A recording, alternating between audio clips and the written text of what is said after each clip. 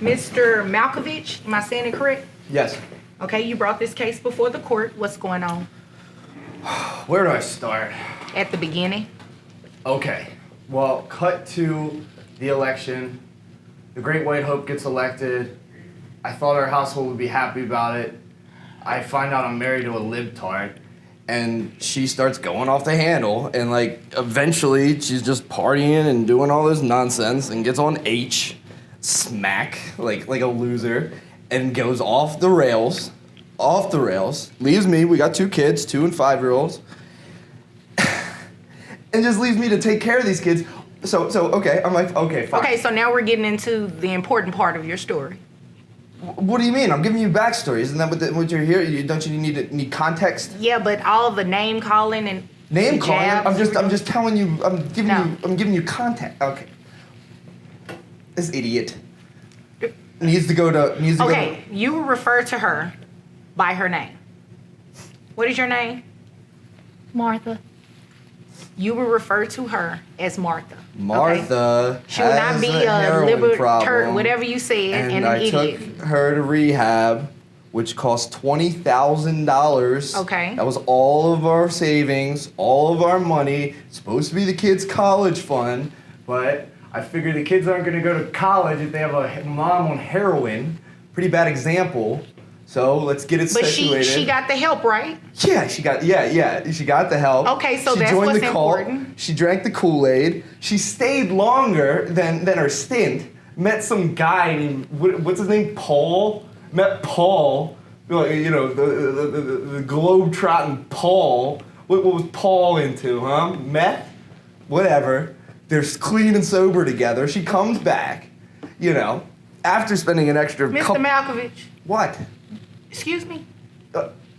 Yes, I mean... Did you come here to waste my time? What is it that you want me to do? Oh, okay. She's now got her life together. Her and Paul got a little apartment. I let her see the kids every now and then, you know, make sure, you know, I'd leave them unsupervised sometimes. Not to mention, then when I do that, she's on Instagram with these weird friends, they're rehab people, introducing them to our kids. But anyway, I want money. She works now. She works out. Like she didn't even work out when we were dating. Now she's gonna keep it tight for Paul. So you're mad about that? Yeah, who wouldn't be? I spent all my money in just to fund a heroin addiction, and now she comes back and she's all, Joey got her life together, and I'm like, well, okay, you know, I'm a good guy about it. She can see the kids, you can take them to Brahms, all that kind of nonsense, but you know, if she's gonna participate in their lives, I need a little bit of cash. Ma'am, I just want to see my babies. I was just getting ready to cut him off and move to you. Martha, you just want to see your children? Yes, please. Okay, and do the children live with him? That's a yes? Yes, ma'am. Okay, so the way that it works is, if the children live with him, you are supposed to be paying him some sort of money for the kids. I mean, even though he's a little, you know, out there, he still is entitled to receive child support for the support of the children. I don't mind that. I don't make very much, but I would really just She's a waitress at Denny's. Excuse me. I'm just telling you. Excuse me. Did she cut you off while you were giving that elaborate story? I mean, she hardly knows how to speak English. How's she gonna cut me off? No. Did she cut you off? No. Okay, thanks. Okay. What you hear in public is often a whisper compared to what happens in private.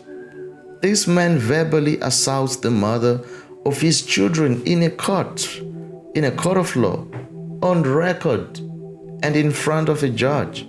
Yet some still defend him because he once paid for rehab.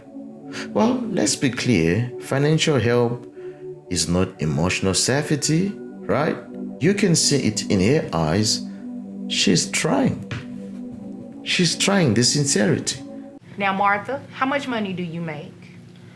$26,000 with tips a year. You're laughing at that, but you're in this courtroom asking for her to pay you child support. It's either that or just leave me and the kids and let us live our lives and just stay out. You know, they don't need an addict as a mother to be constantly. Do you want me to help you get child support? Because if not, We can stop this today. Yes. And sorry. you can come back another day when you're. Miss another day of work. You know, some of us make more than 26 grand a year. You didn't take anything before you came in this courtroom today, did you? Take anything? What do you mean? Yeah, you know what I mean. No. Oh, okay. I'm just making sure. You seem a little jittery. Well, my kids' lives are on the line. I'm a little nervous. Well, they're not really on the line if she got it together. And she says she wants to see the kids. And I think you should allow her to see the kids. Okay, I do let her see the kids. She can get. Yeah, but you do not have to demean her while doing so. Ma'am, Yes, ma'am. I know that he's right. I did have a hard time about a year ago. But like I said, I'm at like he said, I am seeing somebody else who I think is very good for me. Okay. Mainly, I would just like I don't mind paying whatever child support, but if we could work unsupervised visits into the agreement, I would really appreciate that. I just don't want to see him anymore. I think she should have some unsupervised access, considering that she's gotten her stuff together. Well, how does that work? I mean, because who decides that? Like, can the first one be with another third party that comes? I don't think that's necessary. You're suggesting that I leave my children alone with her, right? Like, she could go to a park and there's some dude peddling H, and then all of a sudden she's passed out in the gutter and one of my kids is getting hit by a car. Like, Okay. it's I'm going to stop you right there. unfathomable. I'm going to stop you right there. Yeah. And this is what we're going to do. What are we gonna do? What you're going to do, first of all, is get your foot. What are you doing? What do you mean? What am I doing? I'm listening to you. Go You on. have a cigarette in your mouth. There is no smoking in this. Why would you building. be smoking in here? No, there's What, no you want smoking. Wait, bailiff. Before he leaves, I need you to know this. We're going to reset your case because obviously you have a lot going on. So when you're ready to conduct yourself in a way that's appropriate for this courtroom, then you come back and ask me for some relief. So you want me to come back and miss another day of work? What I want you to do is be quiet, listen to what I said, and get out of my courtroom. This is a kangaroo court. Well, thank This is you. absurd. Thank you. This is what we're going to do, Martha. We are going to reset your case to a later date. Just make sure when you come back, you have your financial documents with you, okay? Okay. Okay, if there's nothing further, you're dismissed. When people don't have peace in their homes, they start looking for peace in a bottle, in a pill, or in a needle. And when that escape turns into addiction, they demonize the addiction while ignoring the environment that created the need for the escape.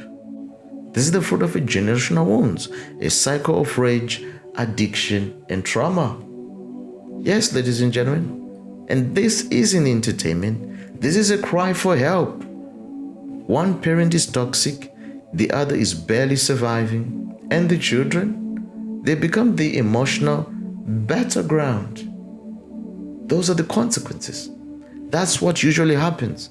There are kids in your neighborhood right now, going to bed scared, kids walking on eggshells, kids wondering if love equals control, and a broken system that shrugs and say, that's family code. Man, how terrible. Isaiah 5 verse 20 says, woe to those who call evil good and good evil. Ladies and gentlemen, we are in an era of emotional insanity, where verbal abuse is brushed off as venting, where self-control is seen as optional.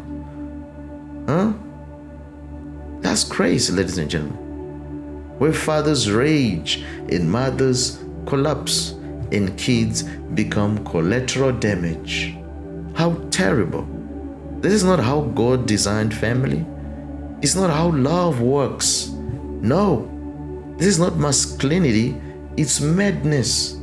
Yes. The courtroom drama reflects more than one family. It actually reflects an entire generation. Absolutely. Men raised without fathers, now wounding their own children. Women exhausted, isolated, doing what they can to survive. Children absorbing the chaos, growing up too fast, and maybe not at all. So, what do we say? It's just life? Well, folks, it's actually death. It's more terrible. Yeah. Remember John 10:10? The thief comes to steal, to kill, and to destroy. This is serious stuff. So the enemy is after the family. He wants the father raging, the mother heartbroken, and the children lost. That's what he's after. Because if he can break the home, he can break the future. You see? Those are the consequences. That's the long-term effect of all this process. Literally. But Jesus said, I have come that you may have life and that you might have it more abundantly. You see? So there is still hope for the mothers of the world. There is still healing for the children. There is still grace for the broken man who repents. Yes, and there is still restoration for the shattered family. Absolutely, ladies and gentlemen. What we need is not just counseling, not just the court orders. We need a revival in the home. That's what we need. We need fathers to be healers. Yes, not haters. No, we need mothers to be loved. Absolutely, and not left. No, we need homes with Christ at the center. That's what we need. That's what we need. Absolutely. Yeah.